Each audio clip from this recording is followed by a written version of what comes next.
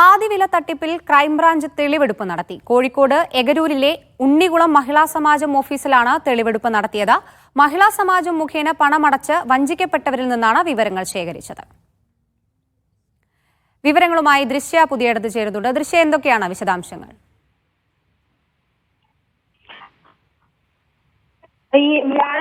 ഈ ദിവസങ്ങളിൽ പാതിവില തട്ടിപ്പിൽ ഈ ക്രൈംബ്രാഞ്ച് ആയിരുന്നു ഈ ഉണ്ണികുളം മഹിളാ സമാജം ഓഫീസിൽ തെളിവെടുപ്പ് നടത്തിയത്. അതായത് സ്കൂട്ടർ, ലാപ്ടോപ്പ്, തയ്യൽ മെഷീൻ തുടങ്ങിയവ പാതി വിലയ്ക്ക് ലഭ്യമാക്കുമെന്നൊരു NGO കോൺഫെഡറേഷന്റെ ഒരു പരസ്യമുണ്ടായിരുന്നു. ആ വാഗ്ദാനത്തിൽ കുടുങ്ങി പണം നഷ്ടപ്പെട്ടവരിൽ നിന്നാണ് ഈ ക്രൈംബ്രാഞ്ച് എഗരൂരിലെ ഉണ്ണികുളം മഹിളാ സമാജം ഓഫീസിൽ എത്തി തെളിവെടുപ്പ് നടത്തിയത്. ഈ മഹിളാ സമാജം മുഖേന പണമടച്ച 78 വനിതകൾക്കും 12 വിദ്യാർത്ഥികൾക്കുമാണ് ഇത്തരത്തിൽ ഈ തട്ടിപ്പിനിരയായത്. ഇവരിൽ 61,900 രൂപ മുതൽ 67,900 രൂപ വരെ സ്കൂട്ടറിനും അത്തരത്തിൽ തന്നെ ലാപ്ടോപ്പിനും അടക്കം ഈ പണം വാങ്ങിയിരുന്നു. ഇവർക്കാണ് ഈ പണം നഷ്ടമായിട്ടുള്ളത്. 2024 ഇതേ രീതിയിൽ പാതി വിലയ്ക്ക് 178 തയ്യൽ മെഷീനുകളും 68 സ്കൂട്ടറുകളും ലഭ്യമാക്കിയിരുന്നു. ഇതിന് പിന്നാലെയാണ് ഇത്തരത്തിൽ വീണ്ടും ഒരു പാതി വില ഓഫറുമായി ഇവർ മുന്നിലേക്ക് എത്തിയത്. പിന്നീട് ഈ മഹിളാ സമാജം മുഖേന പണം അടയ്ക്കുകയായിരുന്നു.